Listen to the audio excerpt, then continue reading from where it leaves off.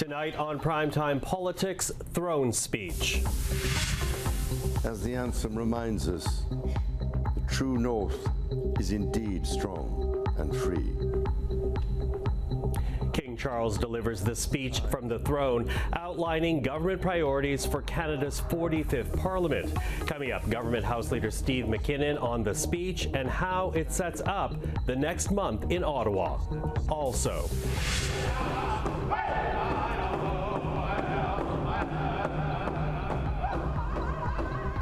what message was the sovereign sending with his visit to Canada? Royal Advisor Bonnie Brownlee will join the program. And we assemble our Tuesday strategists as we look at the challenges Mark Carney will have navigating this minority parliament. This is Primetime Politics. Hello, everyone. I'm Michael Serapio. Well, every speech from the throne embodies both the dignified and the efficient elements of a constitutional monarchy like Canada's. And while the recently elected Carney government may represent the efficient, the dignified was represented by the sovereign himself today. King Charles, Canada's head of state, delivering the speech from the throne, not only outlining government priorities, but also making statements about Canada's sovereignty and its place in the world. Today, Canada faces another critical moment.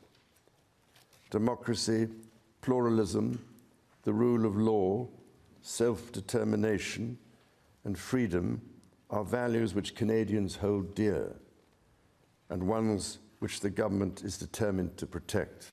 A confident Canada, which has welcomed new Canadians, including from some of the most tragic global conflict zones, can seize this opportunity by recognizing that all Canadians can give themselves far more than any foreign power on any continent can ever take away. Now, the throne speech officially opens a new session of Parliament, a ceremony steeped in tradition. And with that in mind, take a look at some highlights from earlier today.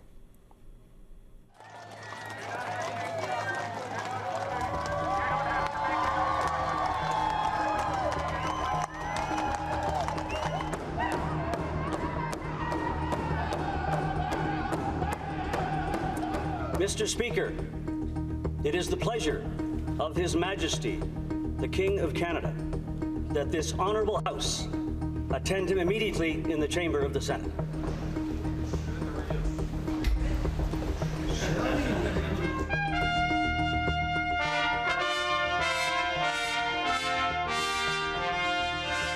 The House of Commons has elected me their Speaker, though I am but little able to fulfill the important duties thus assigned to me. Every time I come to Canada, a little more of Canada seeps into my bloodstream, and from there straight to my heart. As the anthem reminds us, the true North is indeed strong and free.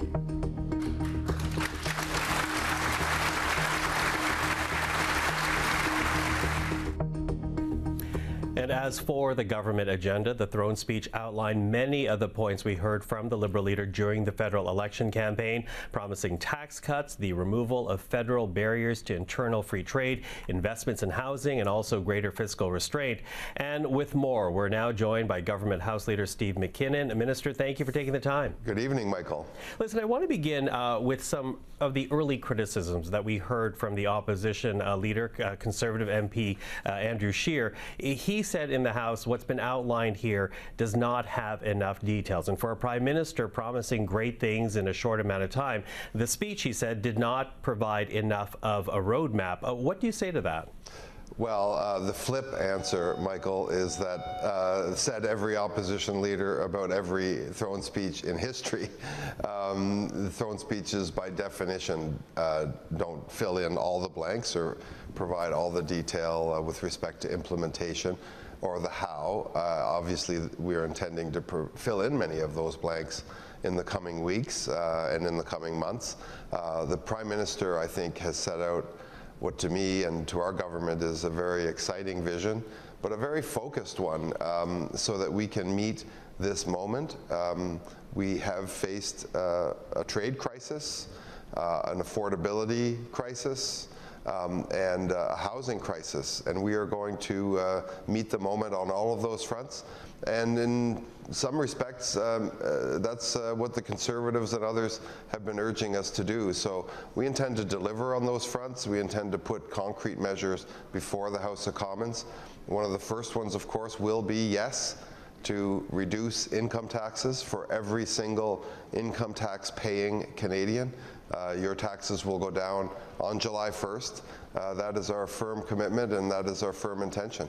Okay, so taxes to go down July 1st. You're also promising to drop the federal barriers to internal trade by Canada Day as well. But what else are you intending to introduce here? Because really, you only have 4 weeks here before the House is meant to rise for the summer break. We will introduce other legislation, Michael, and that will make itself known in due course. We will, of course, now proceed to several days of debate on the throne speech itself, and I think members and ministers and others will indeed fill in some of those blanks during the course of that debate. But following that, we'll be debating Ways and Means. We'll be, of course, debating the estimates to properly fund the government, and we'll have legislation to propose to Parliament, indeed, that we believe addresses many of the things that we've been talking about. Okay, so we'll watch for that in the coming weeks. As I said, a short time frame here. But you know, your priorities, of course, would have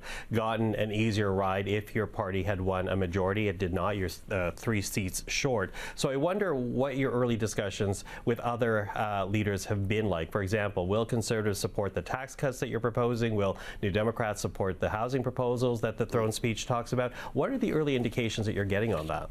Well, we hope so in both of those cases. We hope that all of our proposals will find takers on the other side of the House. Of course, we have a minority parliament that imposes certain responsibilities on us, accountabilities. But we also believe, Michael, that we have a mandate.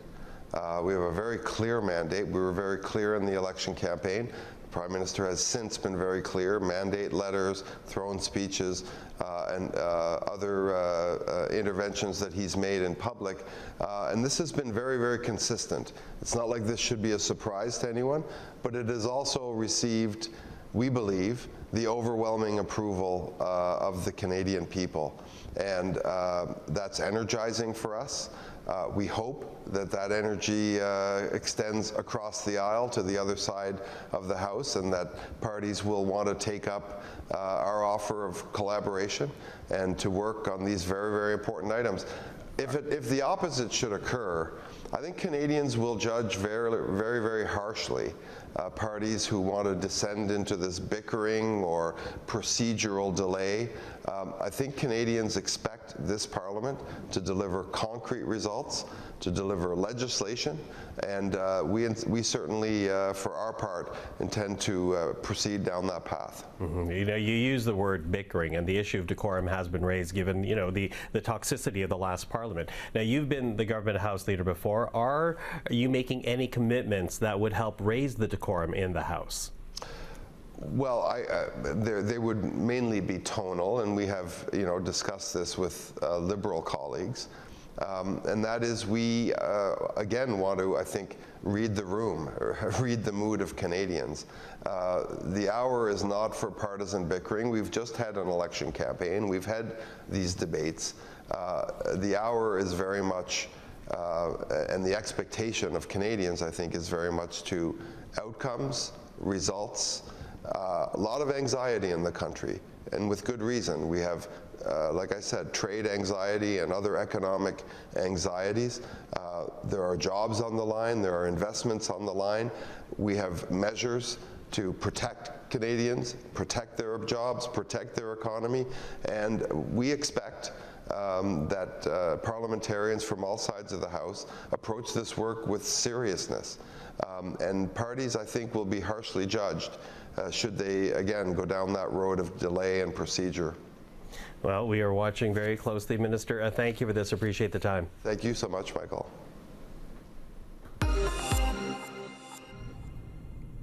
Well, let's get back to the royal visit, because as quick as it may have been, we are hearing organizers are very happy the King, in a very short time frame, getting the opportunity to meet Canadians from different walks of life, reasserting Canada's sovereignty and its place in the international community, all for the world to see, and also to reassert his own commitment to this country and its people. Well, Bonnie Brownlee is a royal advisor and royal commentator. She joins us once again this evening. Bonnie, good to see you again. Long day. Yeah, it's a long day for, as we say, a very packed 24 hours, making for some very long days. But, you know, going into this throne speech, into this royal visit, there were and are Canadians that were asking, you know, how does inviting King Charles to read the throne speech actually help to reinforce Canadian sovereignty? What would you say that, you know, experiencing what you have in the last 24 hours, being as expert as you are in the subject matter, what would you say to that question? Well, I'm not sure it's going to reinforce Canadians' feelings about sovereignty, but I would say that maybe it's helping us to reframe how we think about it. And for a lot of young Canadians that aren't necessarily paying attention to sovereignty or national identity, perhaps with the King here, it's given them a little incentive to start to understand what exactly he does, why he is here, and what it means to us. So I'm hoping that it has actually started a new conversation with some people about maybe I should, you know, maybe understand just a little bit more about my own country. So as you say, perhaps reinvigorating that interest. But, you know, to that, I want to read a line here for you, because this was a line in the throne speech, and quote, "Canada has embraced its British, French, and Indigenous roots and become a bold, ambitious, innovative country that is bilingual, truly multicultural, and committed to reconciliation." And, you know, that seems to be the part of the speech, because of course the King would have to approve anything that he reads, and there's minor contributions to the throne speech, to my understanding. Correct me if I'm wrong. He has a great pen. Yes. So he would have, a lot of those would have been smoothed by his words and how he wanted to say it. So smoothed by his words. But I will say, you know, as I was watching him interact with, you know, Canadians from different walks of life, as I say, he seemed very much involved and very interested. And in particular, whenever there was an Indigenous cultural aspect to this visit, he seemed very engaged in that. And I'm wondering, you knowing the royal family as well as you do, what does that say about how well King Charles knows this country and the path that it's on? He would know this country very well. He mentioned his love for Canada in the throne speech when he did it today.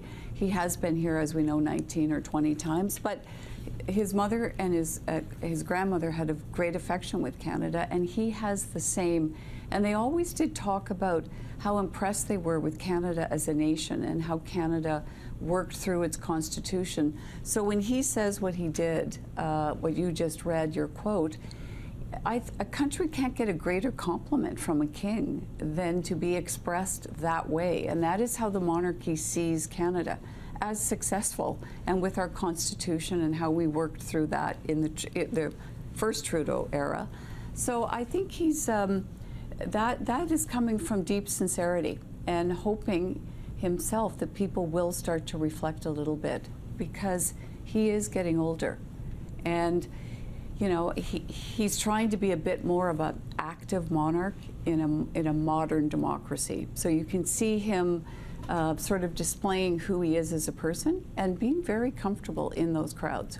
Does that explain the wardrobe choice? Because these things are not casual, for example. And when you see the opening of Parliament in the UK, you'll see state robes, the state crown. Not in this case. He's wearing a striped blue suit. The Queen is wearing a navy dress with pearls. Why that wardrobe choice, do you think? It was considered a royal visit, but it was a bit of a working visit. So I think the pomp and pageantry was enough with the marching soldiers and the landau, the Canadian one that we found. But I think they're trying to express a more modern approach to things as well, right? So the clothing has to change a little bit, and it wasn't about being that royal. It was more about trying to connect with Canadians on a very different level. And Prime Minister Carney's strategy so far has been very much we're getting down to work. You know, we've got business to do. And I think he and the King, who you can tell are friends, good friends, decided that this is how they were going to sort of make this 24 hours in Ottawa work. Work, underline that word, because Yeah. I do wonder, with your expertise in being involved in such events, what would you say about the success of this visit and what it accomplished not only for Canada, but also for the royal family? I would say that if I was in the Prime Minister's office today in the Department of Heritage, I'd be very happy with the last 24 hours, that it was the right kind of events and it worked. Things went very smoothly for the King and for the Queen. And, you know, some people were a bit disappointed that Queen Camilla didn't step out a bit on her own, but that trip wasn't about, that's not what this trip was about. It was to see them together, you know, unified and talking to Canadians and being just a bit more expressive about their own love and care for this country. You know, I thought his words were somewhat poetic a little bit in the opening of the speech, that he would want to share with Canadians. And you could tell, you know, we had a bit of a grin and a little bit of a giggle here and there when he was working some of the crowd. So the affection for Canada is real. Real affection, and coming here, and I'm quickly running out of time, but coming here despite the fact he has health challenges right now. Yes, and you could actually see it a little bit today when he was walking through the honor guard. There's a little bit of there was a little limp going on there today, probably starting to get a little fatigued, although he read the speech with as much vigor, I think, as he could sort of come up with. And I thought, you know, I thought he did it as well as he could under the circumstances. Well, you know, it's remarkable for anyone to be undergoing cancer therapy, to make this journey. Yeah. And to change his schedule at the last minute and throw his staff into, you know, a bit of turmoil to get it organized. I think that's why you saw the simplicity of a tour, and not to make it overwhelming and not to make it too royal. Effective at the end of the day. Bonnie Brownlee, always appreciate the time. Thank you very much. Thank you.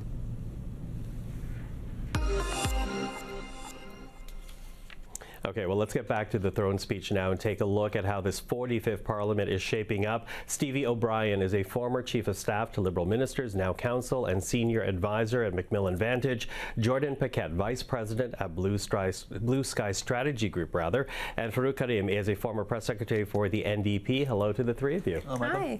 Okay, so as I said, I want to get back to this throne speech. And, you know, to be fair, you know, the Conservative MP Opposition Leader Andrew Scheer in the House today said he's going to reserve further debate on the throne speech until tomorrow. But he did already point out that he does not believe that this is enough of a roadmap for a government that claims to be ambitious about where it wants to go. So, Jordan, I'll get you to start us out here. What do you make of the comment from Mr. Scheer? Yeah, no, I think that's a fair assessment of this speech. I mean, it's quite similar to what we've seen in the one mandate letter that went out to all ministers, regardless of the portfolio. It didn't break things down very specifically, and similar to Mark Carney's press conference. So at least it was consistent in that regard. But they haven't actually broken down kind of some of the key areas and what they're going to do on some of these specific policy priorities. You know, it's a lot of. It was a great pomp and ceremony today. Great that the King came. Lots of nice slogans and words, but no really key details. You know, they talk about national energy projects, but they're not talking about oil and gas and what they're going to do for that. Are they going to repeal some of the anti-energy pieces of legislation that were in there under the previous government, or is it going to be more of the same? I think Mark Carney's going to learn quickly with some of his cabinet ministers around him. It's not going to be easy, as he says, and expectations for him are very, very high. So, you know, we'll see how he delivers. Okay, I'll get to expectations in a second. But Farouk, what do you make of that, the criticism that this throne speech really, I guess, you know, did not have enough meat on the bones? Yeah, usually it's the speech. It's a grocery list of all the items the government wants to do. But it seems that Mr. Carney has a different view of how he wants to handle things. The letters to the ministers, one indication. This is largely the same thing by the King's voice. I thought today's exercise is something that is quite interesting from Mr. Carney's strategy, and it has been the same since he has become the leader of the party. He's setting high expectations for himself and for his government since the beginning. And today, by having the King essentially saying his plan, the expectations are really, really high. Now, it has been the case for the few months during the campaign, too, when Mr. Carney says we're going to do things we haven't done before and we're going to build them faster than we haven't done before. I'm paraphrasing, but the expectations are really, really high. I always thought, as a former staffer and communication staffer, that the key in politics is to manage expectation. You want to under-promise and over-deliver. It's good in politics, it's good in your personal life, and I think Mr. Carney is using another strategy, and political gravity will come back soon to bite him, I think. Okay, so Steve, what do you think? Because, you know, to Farouk's point, this government, while it was campaigning to be government, made some very big promises, amongst them the fact that they would be moving quicker than we as a country are used to moving. And then here comes a throne speech. You go through the bother of inviting the King of Canada to read the throne speech, and not a lot of detail, not much different than what we actually heard on the campaign trail. I think this is all part of Carney's strategy. He was elected with a mandate and that he takes very seriously to navigate Canada through an economic crisis and a sort of a sovereignty crisis. That's what the campaign was about. That's why he did so well. That's why we saw that Liberal curve go up like this at the end. And I think he's taking that mandate very seriously. And by doing so, he's focusing in on those key priorities. That's why we're seeing a streamlined mandate letter. That's why we're seeing the repetition of the key points. But not a lot of details, though. But it is focusing on, not a lot of details in the mandate letter, but it is a focusing on what the key criteria are for him. It's ensuring Canada-U.S. relations, trade with others, and affordability measures. And I think that those were articulated and reinforced in the speech today. And I think it's not just the words that were said, but it was the ceremony and who said them, and you know what it was saying to the rest of the world that it was done in that manner, which was the main point of the exercise. Mm-hmm. You know, Farouk, you raised this idea of over-promising, potentially over-promising here from this government, and I do wonder how much pressure do you think is on Mr. Carney to deliver, not only to deliver the promises that he made, but also deliver them quickly, because you know, arguably he did win this coalition, he did win this support, but it was trailing off towards the end, so much so that it did not end up in a Liberal majority. Conservatives started to gather steam as well. So how much of a timeline does the Prime Minister actually have to deliver here, Farouk? Yeah, I think the honeymoon is going to be really short. He's going to have to start putting details to his plan. He cannot keep having the same kind of communication where this is the big vision items. At some point, planning has to come. I think the setup, he has a pretty chronological setup, right? He had this King's speech. Next week there's the First Minister's meeting, and so and then there's the G7. Then he has to go to Europe. So there is a plan. Mr. Carney said during the whole campaign, a plan beats no plan. So he has a plan. Mr. Carney wanted to be Prime Minister, we know, for a long time. So he has thought about all of this. My concern is that he needs to do it in a team. He cannot do it by himself. And the word on the street right now is that Mr. Carney has the top of the class syndrome. He's the smartest guy in the room. That's a good thing. We want the Prime Minister to be a smart guy, but he also needs help to accomplish all that he wants. And from the perception from now, or to this point, is that he doesn't have that team yet.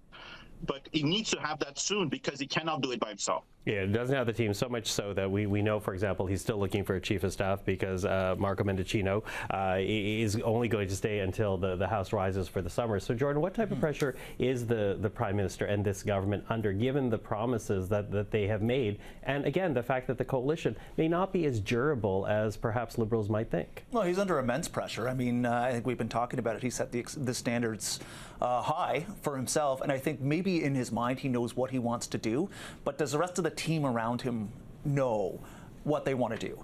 Are they all going to be marching in that same direction? And I think we saw from that first cabinet meeting when they all exited and you had 4 different ministers saying different things, you've now already had the Prime Minister have to come out, correct his finance minister, say, no, there will be a budget later this year, when it wasn't actually happening. So you're going to see numerous little scenarios like that happening, not to mention it's great to have all the priorities that he does, but you're going to have lots of little side issues that are going to come up, and how is this government going to handle managing those issues and still be able to deliver on these big promises that they have, without actually reaching out to the Conservatives and agreeing with them on some of these bigger projects about repealing some of the anti-development policies that were there before. Yeah, well, to be fair, we were actually having a conversation. How much of this is trying to squeeze into the public sector philosophy, a philosophy from the private sector? So I wonder how much of that is the tension. But you talk to us, Stevie, about the pressure and how well this government is meeting the pressure to deliver, because again, the Prime Minister says he would deliver quickly. I think he's been consistently rising to the occasion and doing very well. We've got to remember, he only became leader of the party in early March. He has brought forward he's canceled the carbon tax before he's won an election. He's had a very successful first meeting with Donald Trump, which could have gone very differently. He is doing what he was elected to do, which is calm the waters, improve Canada-U.S. relations, and help bolster the economy. And I think he does have a plan. I think we've talked about elements of it here. He is going methodically. He is a methodical man. He's project managing this. I don't think there have been some missteps coming out of cabinet.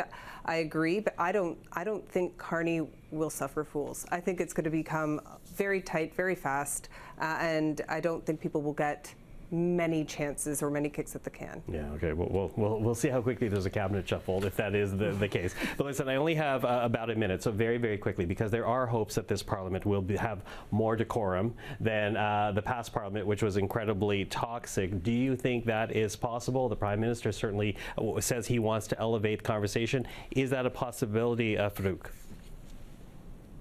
For the next month, yes. We'll see to the budget in the fall. Okay, Jordan? I agree. I think this month is going to be about a lot of pomp and ceremony, some little jabs back and forth, some good jovial heckling, laughing, and things like that happening. We have a new speaker in the chair that seems to have been widely supported by the opposition. So no, I don't expect anything acrimonious. But yes, come the fall, I would agree with Farouk that all bets are off. And watch the committees. They're going to be quite interesting. Stevie? I agree with what's been said, but come the fall, I still don't think it's going to be nearly as toxic as it was at the end of 2024. I do not think that the electorate has sort of the tolerance for a Parliament that is completely sort of stalled and filibustered. So I think there will be stronger language used, especially in committees, but I still think Prime Minister Carney will be able to govern as if he does have a majority for at least the next 18 months. Okay, well, we will see, but my takeaway from all that is enjoy June, because September may not be so great. Jordan Paquet, Stevie O'Brien, Farouk Karim, thank you very much. Thank you. Thank you. And that is our program for this evening. But listen, before we go, we do want to send our best wishes to former Prime Minister Jean Chrétien, who did miss today's throne speech. He was invited, but apparently, according to reports, instead of attending, he underwent what has been reported as minor heart surgery. Mr. Chrétien is, of course, in our thoughts, though. We are sending him best wishes for a speedy recovery. Well, that is Primetime Politics for this Tuesday. I'm Michael Serapio. For everyone here at CPAC, thank you for watching. Primetime Politics is back tomorrow evening. Until then, take care.